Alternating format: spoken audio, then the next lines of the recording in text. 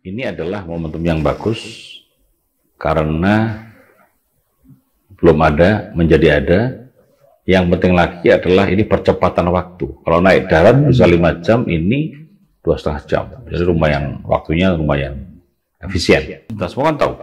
Ya. Di saat liburan misalnya tanggal merah, apalagi puncaknya Nataru. Iya. Itu Bali pasti antriannya panjang. Itulah sehingga di Jatim berkreasi untuk meluncurkan kapal cepat ini. Ya jangan lupa Banyuwangi kan sudah menjadi pariwisata 11-12 sama Bali sekarang. Ya. Nah, artinya apa? Teman-teman luar kota provinsi pun yang dari Jawa Tengah, Jawa Barat, terasi di Banyuwangi, menikmati wisata Banyuwangi, kemudian mau ke Bali mereka enggak awang-awang bocor, tidak menjadi gamang. Karena apa? Ada alternatif kapal cepat 2,5 jam. Nah, itu.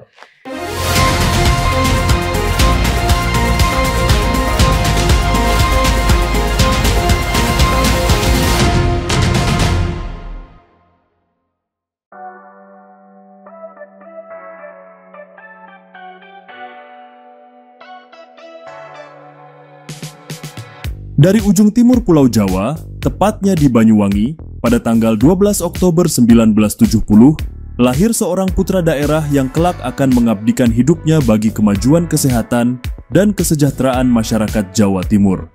Dr. Agung Mulyono, seorang dokter, organisator, dan legislator yang dengan konsistensi, ketekunan, dan kepemimpinan visioner menapaki jalan panjang pengabdian dari ruang klinik hingga ruang sidang DPRD.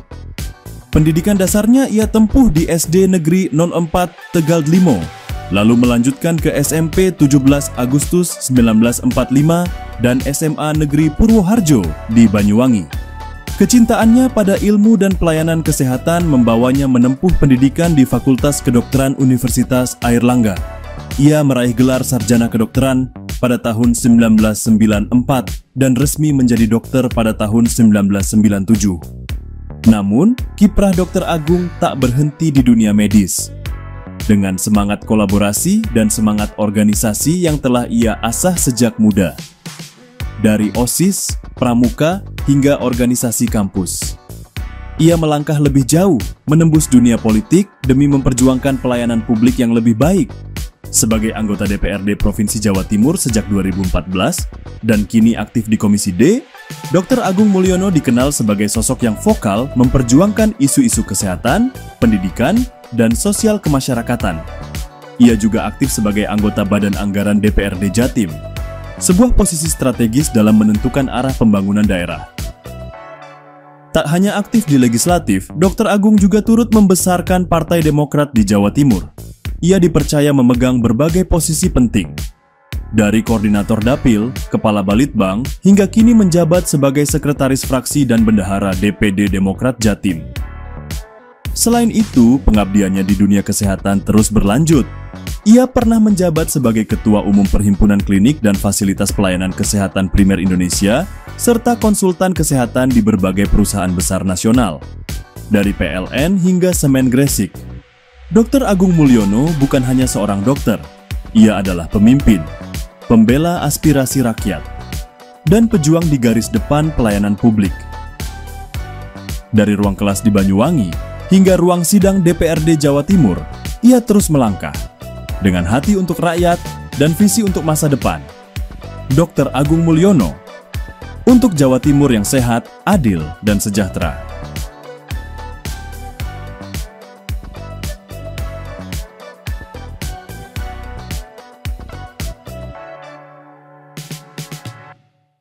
Assalamualaikum warahmatullahi wabarakatuh. Salam sehat dan salam sejahtera untuk kita semua.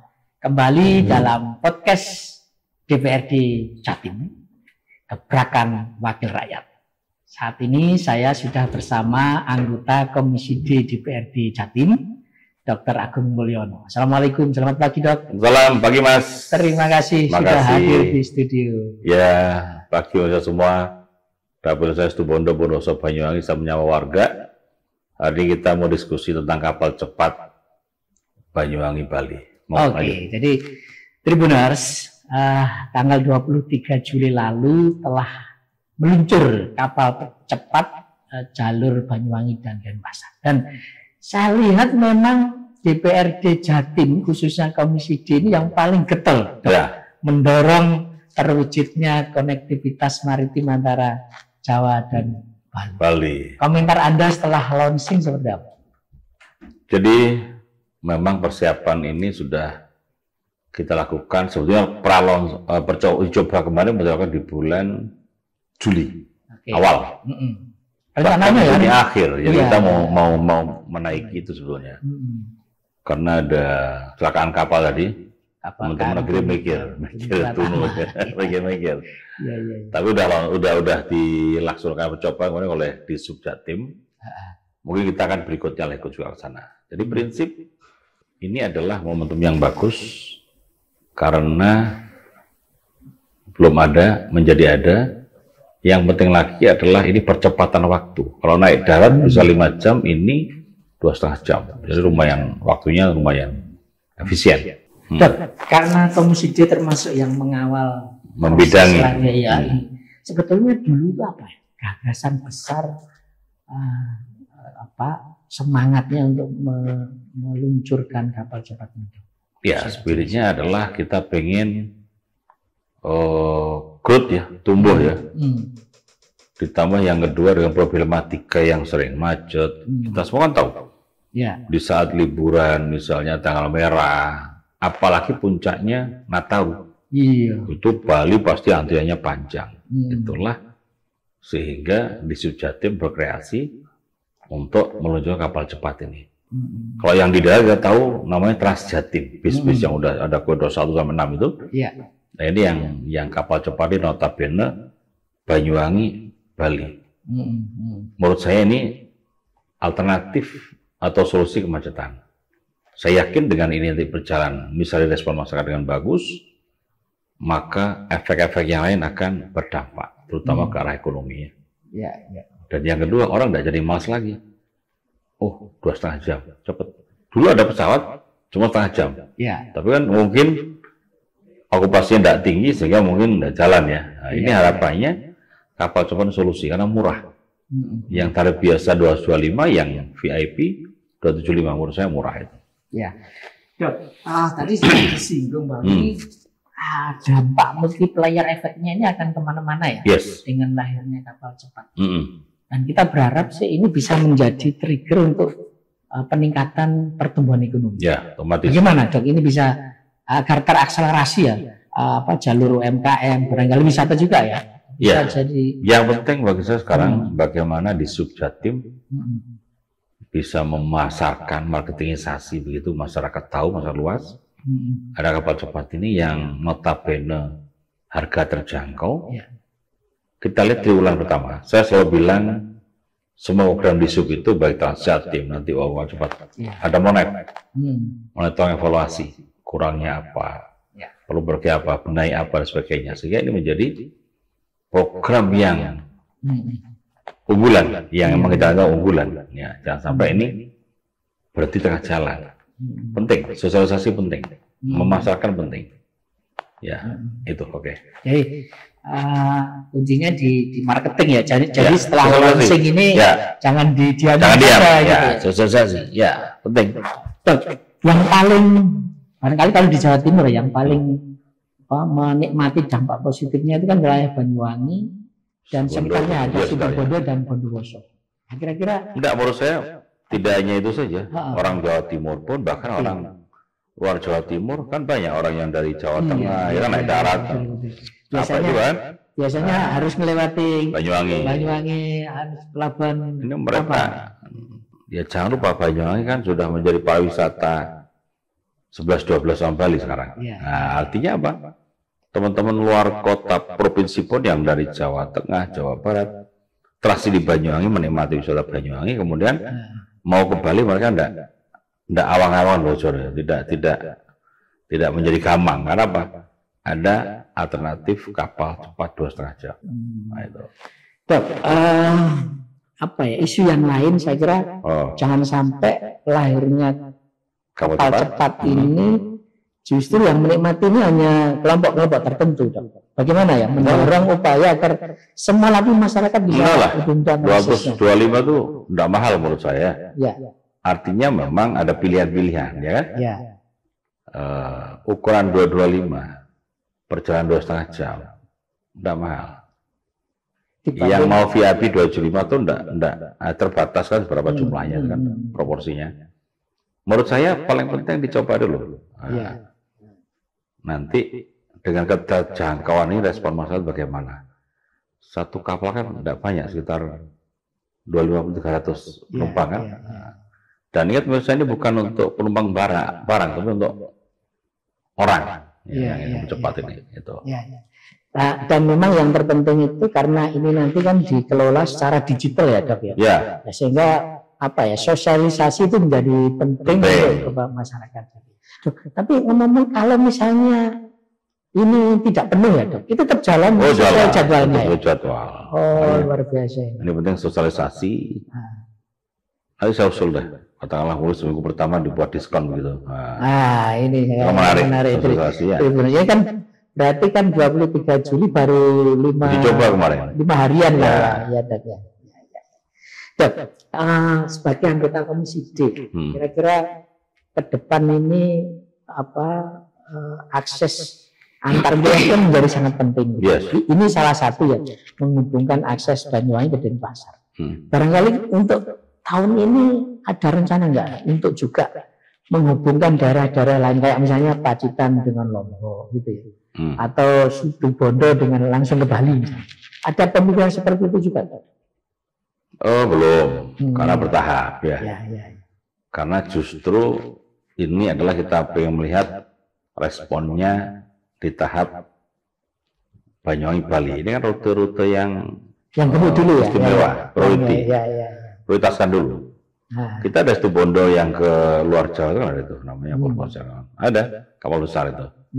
Terus Situbondo ke Madura juga ada kecil. Jadi ini yang Bali ini kan memang rute-rute favorit. Jadi kita lihat, saya yakin mestinya rute favorit ini adalah banyak yang minat dan bahkan siap ditambah armada kalau sampai nanti minatnya banyak. Itu aja. Jadi ini sebagai uji coba dulu di tempat-tempat yang penuh. Kalau ini sukses, tapi tidak menutup kemungkinan ya, Dok ya. Nanti akan otomatis berkembang. Jadi sesuai kebutuhan. Lagi Transjatim 1, koridor 1, 2, 3, 4 terus sampai 10 nanti. Sampai 10 jalur ya sampai sekarang itu. Ya itu sangat dinikmati oleh masyarakat Jatim. Murah kan? Iya betul. Itu juga dulu kan Komisi D yang bidangnya Komisi D itu. Yang bidannya dokter ya. Tak lihat itu memang kemarin kan sempat di awal kan sempat ada kendala ya, Dok, karena belum ada sinkronisasi dengan pemerintah Denpasar dan itu Komisi D itu yang mendorongnya. Sama Kadis lah, Pak Kadis. Dok, yang terpenting tadi kan harus ada evaluasi, monitoring gitu. Tetapi yang paling penting jangan dilupakan ini soal bagaimana menjamin keselamatan penumpang. Punya ide masukan apa, Dok, agar ini bisa nol kecelakaan nanti? Standar manajemen lah. Teman-teman di SUB, kemudian SDP, semua yang terlibat di situ adalah ikuti input, proses, output ya. Kalau berasa memang dicek kapalnya kalah jangan berangkat. Penumpang overload jadi tegur ya. Jangan sampai. Jadi namanya ada preventive action dan corrective action. Jangan sampai kejadian kapal tunu ini, ya kan? Ternyata 4 kali lipat kapasiti ya, berarti kan? Sebenarnya faktor human error sebetulnya ya, Dok. Kan sejak inputnya nggak beres. Siapa yang terlibat memberangkatkan ini? Kan enggaknya, kalau yang punya kapal tentunya pengen profit sebesar-besarnya kan? Tapi ada standar-standar yang perlu dipatuhi oleh kapal, oleh aparat di situ yang bertugas memverifikasi awal kebakaran kapal. Jadi inputnya udah nggak bener, prosesnya, outputnya nggak bener. Jadi input itu penting. Protap di awal penting. Itu ya yang paling penting. Dan kapal cepat tentunya saya berpesan kepada Disub juga ditegakkan, diutamakan keselamatan, kenyamanan ya. Karena ombak di Bali ini kan unpredictable. Tapi saya pernah naik katanya lewat pinggir katanya. Minggir lewat katanya. Ya nggak tahu. Artinya tetap apalagi kapal cepat notabene yang tidak banyak, ya kan? Pasti dirawat dengan baik dan tentunya diperketat dengan kejadian kecelakaan kemarin. Ya. Dok, ini kan infrastruktur transportasi ini kan menjadi isu penting ya dalam pertumbuhan ekonomi. Sebetulnya apa ya yang harus kita dorong ke pemerintah agar setelah ada ini kemudian dimanfaatkan secara maksimal gitu. Jadi apa ya istilahnya do and done-nya itu apakah apa yang harus dilakukan misalnya pelaku wisata lalu pelaku UMKM misalnya untuk memanfaatkan fasilitas-fasilitas yang sudah ada. Itulah namanya kolaborasi. Kalau disubnya fokus, artinya gini, masing-masing mengerjakan pada tupoksi masing-masing dengan baik, maka titik temunya di situ, ya kan? Disub dengan kreativitas kapal cepatnya, ya kan? UMKM koperasi juga melakukan pembinaan dengan baik, ya kan? Pariwisata dengan baik, disebut barnya dengan baik, ya kan? Bina warga dengan baik. Saya yakin akan ketemu ini, semuanya untuk rakyat, ya kan? Nah, otomatis jangan pincang, justru nanti mendorong itulah peran bupati, peran pada gubernur, mengorkestra bagaimana dinas-dinas yang terkait itu terlibat langsung seirama. Jangan sampai gubernur mau ke depan kecepatan 90 km per jam, dinasnya masih 30 jam. Harus dipacu untuk mengikuti ini. Termasuk dinas yang lain di subnya sudah cepat begini, bagaimana UMKM-nya, kadisnya juga mengikuti cepat, sehingga ada connectivity. Harusnya memang ada itu tadi ya, konektivitas antar dinas ya dok ya. Jadi memang otomatis. Ini kebetulan dinas perhubungan ya, tapi harusnya ini ada lintas koordinasi di antar dinas. Otomatis mereka pastilah. Ada menyambut fasilitas baru dimanfaatkan dan apalagi Banyuwangi kota pariwisata kan, 11-12 Banyuwangi tadi kan. Ya mau nggak mau disebut parnya harus support. UMKM-nya support, di sana juga banyak UMKM, apalagi ekonomi jatah utama ekonomi oleh UMKM. Oke. Tapi catatan kritis Dr. Agung terkait infrastruktur ya khususnya. Ini sebetulnya apakah ada hal yang perlu kita akselerasi di tengah kemarin sempat ada efisiensi anggaran. Sebetulnya apakah sudah cukup sih yang ada di APBD barangkali di RPJMD pemerintah provinsi untuk membangun konektivitas antar daerah? Masih cukup. Jadi itulah diperlukan kreativitas OPD, kepala dinas. Di saat mereka anggaran besar, dia punya prioritas. Di saat anggaran kecil dia efisiensi juga punya prioritas. Karena apa? Itulah kelihan manajemen. Dan saya yakin teman-teman OPD otomatis dia menyesuaikan itu. Jadi kalau justru itulah ujiannya kepala dinas, ujiannya kepala OPD. Bagaimana memanage anggaran yang ada itu, tapi dia masih bisa punya prioritas yang ditonjolkan. Itu. Jadi ya. Gak ada masalah, problem. Kan semuanya sama-sama efisiensi. Gak sendirian toh. Tapi se-Indonesia itu. Nyatanya pemerintah provinsi Jatim banyak sekali ya terhadap. Tapi ada tantangan mungkin tantangan terbesar yang dihadapi pemerintah untuk mewujudkan konektivitas itu sebenarnya apa sih? Selain mungkin soal anggaran dan segala macam. Apa tantangan terbesarnya menurut Dr. Agung? Ya banyak faktor, SDM-nya, respon masyarakat. Kalau kapal cepat kan cuaca, ya kan? Infrastruktur juga cuaca, jadi banyak hal, tapi yang penting adalah tetap jalan aja, yakin, jalan aja. Ada anggaran, ada program, jalani aja. Gitu ya. Tapi dengan perhitungan yang betul, dengan monef yang bagus, saya yakin akan jalan. Dan setelah ini apa dok?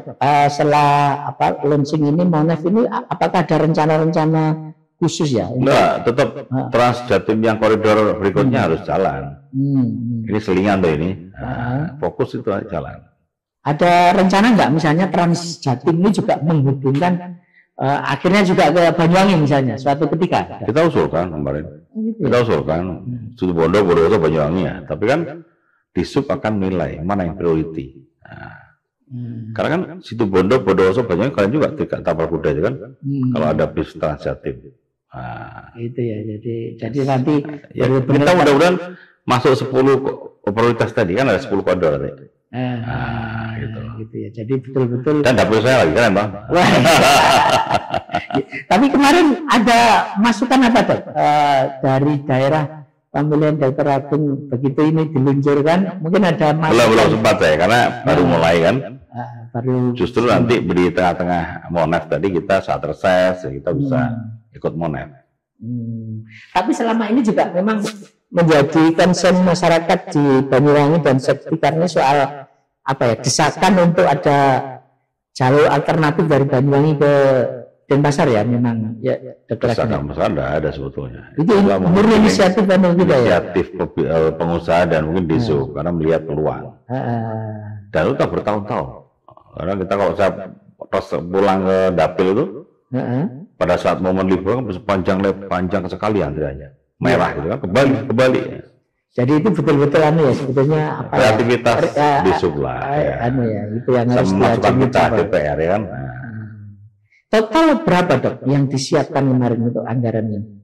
Waduh, detail saya. Ya. Karena itu kerjasama dengan pihak swasta, kapal-kapal swasta. Oh gitu. Ya, kita menyediakan pelabuhannya. Oh gitu ya. Sewanya pelabuhan di Sub. Jadi sarana prasarananya swasta semua, kapalnya swasta. Oh, fasilitasnya pemerintah, lalu pengelolanya ini dari swasta. Mereka sewa aja sewa tempat. Oh gitu ya. Sewa pelabuhan. Sehingga nanti tidak ada bagi hasil atau nggak ada? Pasti dapat. Oh gitu ya. Ada hitungannya dia. Per tiket berapa ada hitungannya. Terus sewa tempat ada hitungannya. 2 kali itu kayaknya. Terus nggak tahu detail, intinya kemarin globalnya begitu. Tapi ini dapat. Jadi baik swasta maupun pemerintah juga dapat juga ya. Dapat masuk di UPT sana atau di Sub. Tapi kalau yang dari pemerintah Denpasar sendiri, ada masukan apa ya agar ini bisa benar-benar? Belum, paling yang itu Pak Disub langsung, jadi kita tidak ikut terlibat itu. Kita hanya mendorong karena sempat tertunda kemarin, kurang komunikasi, kita dorong komunikasi apa masalahnya. Karena jangan sampai tidak connect, tidak klonulun, tidak disambut dengan baik. Kita kan kerja bareng antar 2 provinsi. Ya. Dok, selain apa ya, isu soal transportasi ini ya, sebetulnya untuk meningkatkan pertumbuhan ekonomi di wilayah Bondowoso, Banyuwangi itu selain faktor pariwisata apa saja potensi di sana? UMKM ya. Ini contoh Bondowoso kopi ya. Jadi artinya ini pasca COVID, insya Allah ada tren baik lah. Karena COVID tentu tahu semuanya, bandara tutup, terminal tutup, warung tutup ya. Ini udah perlahan-lahan akan bagus. Makanya UMKM udah dibina. Kami pun dari DPR juga ada program UMKM nanti, pelatihan lah, bimbingan lah, pendampingan lah ya. Jadi tidak hanya pariwisata, UMKM ya. Pertaniannya, pemerintah sekarang sudah ketahanan pangan, ya kan? Nah, kita harus gerakkan semua. Saya yakin loh teman-teman di Dapil bergerak masing-masing dengan runutan pusat, ya akan jalan lah. Tapi ada apa ya? Tadi sudah disinggung sih, ada rencana-rencana besar untuk mengkonekkan seluruh wilayah di Jawa Timur lah ya, kira-kira begitu ya. Tetapi ini ada skala prioritas tentu ya. Untuk tahun ini sebenarnya apa sih yang jadi prioritas untuk konektivitas antar daerah? Tentunya yang karena kalau TV di Trans Jatim misalnya, itu kan perpindahan orang dan barang. Ya kita pengen adalah selain orang juga barang ya ekonomi. Bahkan pariwisata, ya kan? Sehingga apakah nanti tidak menutup kemungkinan ada rute juga kapal barang ya antara Banyuwangi dan Denpasar ini? Bisa jadi. Selain ini kan lagi macet kemarin LCT. Dari sekian kapal setelah dicek yang layak sekian kapal, juga yang nggak layak suruh berhenti dulu. Kan dampaknya macet semua itu. Jadi kita ada penertiban, ada semacam cek itu sehingga kapal barang tadi yang tidak memenuhi syarat, tidak layak, suruh berhenti dulu.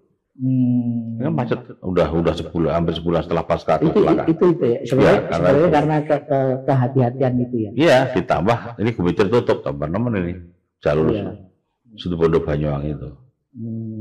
Jadi ini ya. Tapi kalau kebetulan kalau yang kapal cepat ini masih melayani orang. Ya. Orang. Jadi bukan barang. Bukan barang gitu ya. Orang. Tapi tetap aja ini kan tetap lalu lintas orang juga penting gitu. Jadi lebih fokus untuk wisata ya, Dok ya. Kira-kira nanti dampak yang paling besar ya ininya ya. Enggak tahu, kita lihat. Mereka juga bisnis barangkali butuh cepat ya kan. Ya. Bali Banyuwangi ya. Kita belum tahu karena nanti lihat monefnya aja kayak apa. 3 bulan, 6 bulan kayak apa. Iya. Ngalir aja. Sementara ini berapa yang sepengetahuan Dokter Agung, berapa yang disiapkan untuk jalur ini? Setahu saya kok 1 atau 2 ya, antara 1-2 masih terbatas ya. Terbatas. Dan ini nanti gimana, Dok? Untuk menjamin keselamatan, apakah misalnya full berlayar atau ada jedanya? Ada jedanya ini kapal ini. Tiap hari gitu ya. Tapi untuk memastikan pagi balik siang ke sini, jadi PP gitu aja.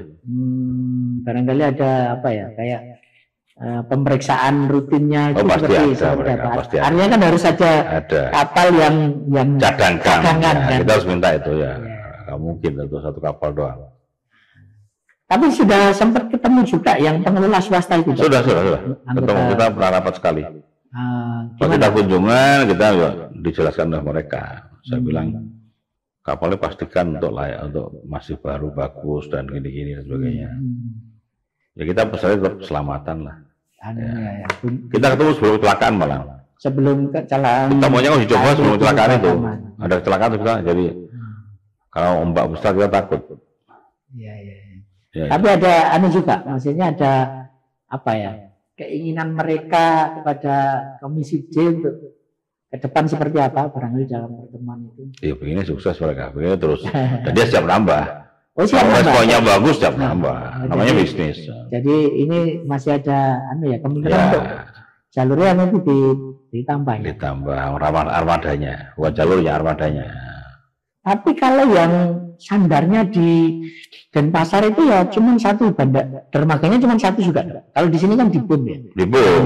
Kalau yang di Denpasarnya ini juga 1 saja di dermaga 1 itu atau bisa. Sepertinya di situ Bang, arahnya kan sini utara sini kan. Jadi karena saya belum nyoba di sana jadi nggak tahu. Coba nggak jadi kemarin. Kayaknya takut. Harus. Kita mau nyoba kemarin, belum. Ya. Evaluasi kemarin ketika kecelakaan KMP Tunu Pratama Jaya ya. Kita sayangkan itu catatan dari setelah itu evaluasi itu apa Dok yang bisa disampaikan dalam rangka memperbaiki jalur penumpang laut ini?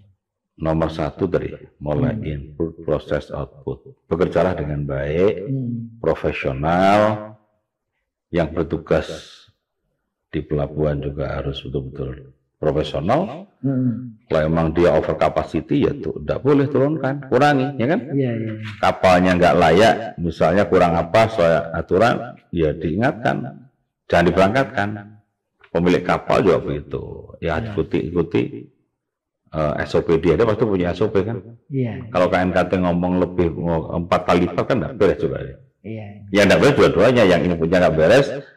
Kalau punya kapal juga ada beres kan gitu. Jadi kembali bekerja profesional. Ini masalah nyawa. Jadi jangan sampai terabaikan gara-gara ekonomi tadi, target ya. Pasti balik kapal pengen dapat duit besar ya kan. Tapi kan rambu-rambunya ada di pelabuhan. Ya bagaimana rambu-rambu dijalankan sehingga tidak terjadi over capacity itu. Dan juga kapal dicek, kayak LCT ini dicek ya kan, dari sekian belas yang layak ternyata baru sekian, tidak banyak. Terakhir kemarin baru 6, sebelumnya lebih kecil lagi, baru berapa 3 tuh baru jalan. Jadi nggak layak, apa istilahnya, ada catatan yang mesti dilengkapi lah. Ini sudah preventif sudah dijalankan Ya. dengan baik ya. Kemarin ketika ketemu dengan pengusaha itu sudah ada komitmen itu juga ya. Udah. Tapi ketemu kita sebelum ada kecelakaan. Iya. Nah, yang kita wanti-wanti jadi betul kan? Iya. Itu. Jadi kuncinya itu sebenarnya apa ya? Boleh lah ini sektor bisnis mencari peluang gitu ya, tapi semua, ya. harus ada pengawasan ketat ya. Iya. Masing-masing bekerja dengan baik profesional, nggak terjadi begini. Tapi kalau misalnya apa ya, kayak asuransi segala macam sudah terpenuhi juga ya, Dok ya, dari evaluasi kemarin untuk syarat-syarat itu. Saya nggak detail, cuma normatifnya otomatis mestinya udah di cover, jangan dijalankan semua lah mereka. Iya. Well, artinya ya kemarin sudah jalan berarti ya harusnya sudah lengkap semua. Baik, Dok, saya kira kita di ujung obrolan kita tentang kapal cepat Banyuwangi dan Pasar ini bisa kasih statement terakhir, Dok, apa yang ingin disampaikan ke masyarakat khususnya di masyarakat Banyuwangi dan sekitarnya setelah kelahiran kapal cepat Banyuwangi dan Pasar. Monggo, Dok, silakan. Jadi hari ini kita sudah kapal cepat Banyuwangi ke Bali dan Bali Banyuwangi. Warga Jawa Timur dan mungkin Jawa Tengah, Jawa Barat, cobalah gunakan kapal cepat ini ya. Karena momennya adalah pas. Dan yang kedua adalah ini efisien. Naik darat bisa 5 jam, naik kapal cepat ini 2,5 jam. Ya, jadi ini mudah-mudahan menjadi solusi. Kebetulan dapil saya di Banyuwangi. Mudah-mudahan masyarakat Banyuwangi merespon ini dan senang dengan alternatif ini. Apalagi orang Banyuwangi kan banyak bisnis di Bali. Iya. Ini menjadi kemudahan, menjadi suatu alternatif perjalanan yang lebih cepat. Menurut saya harganya pun terjangkau di situ. Dari 225 yang biasa, 275 yang VIP. Tetapi bagi pemilik kapal atau ownership, tolong tetap jaga keselamatan ya. Karena Bali beberapa kali itu kecelakaan adalah faktornya adalah seperti itu. Ini harus di preventive action jalan dan corrective action juga jalan. Kalau terjadi kecelakaan kayak kemarin, Tunu Pratama itu juga harus cepat nolongnya itu. Kemarin lihat kan lumayan agak lambat ya. Oke, terima kasih pemirsa semuanya. Sampai jumpa dan menikmati kapal cepat. Terima kasih. Oke, baik Tribuners dan pemirsa Harian Surya dimanapun berada. Itu tadi obrolan saya dengan Bapak Dr. Agung Mulyono, anggota Komisi D DPRD Provinsi Jatim. Sampai ketemu dengan tokoh-tokoh lain dalam acara yang sama, podcast DPRD Jatim Gebrakan Wakil Rakyat. Saya Tri Mulyono, pemeredaksi Tribun Jatim Network. Mohon undur diri. Assalamualaikum warahmatullahi wabarakatuh. Salam sehat dan salam sejahtera untuk kita. Amin.